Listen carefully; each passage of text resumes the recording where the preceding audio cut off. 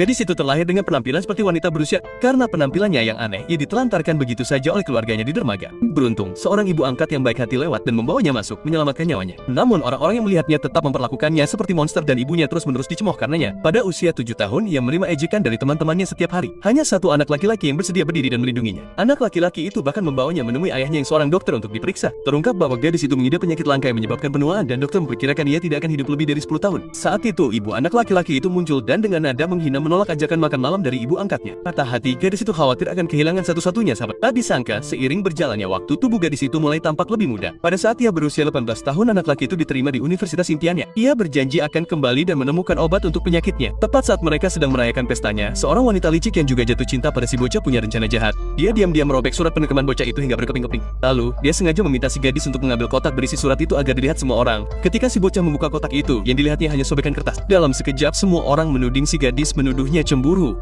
Si gadis berusaha mati menjelaskan tetapi yang dilihatnya di mata si bocah hanyalah keterkejutan dan kekecewaan. Detik berikutnya dia lari sambil menangis. Patah hati, si gadis melarikan diri ke selatan untuk memulai hidup baru sementara si bocah ditinggalkan meneriakan namanya di dermaga yang kosong. Di sana dia bertemu dengan seorang pria baik hati yang menolongnya, tetapi dia tidak bisa melupakan masa lalu dan memilih untuk pergi. Akhirnya dia mendapatkan pekerjaan di sebuah klub dan menarik perhatian seorang bos yang berkuasa. Dengan kecerdasannya, gadis itu dengan cepat membuktikan nilainya dan menjadi bawahan yang paling dipercaya. 6 tahun kemudian, sang bos memberinya misi baru. Dia mengirimnya kembali ke kampung halamannya untuk menjadi CEO sebuah perusahaan besar. Saat itu juga gadis itu tahu waktunya telah tiba. Ini adalah langkah pertama untuk membuat semua orang yang telah berbuat salah padanya membayar harganya.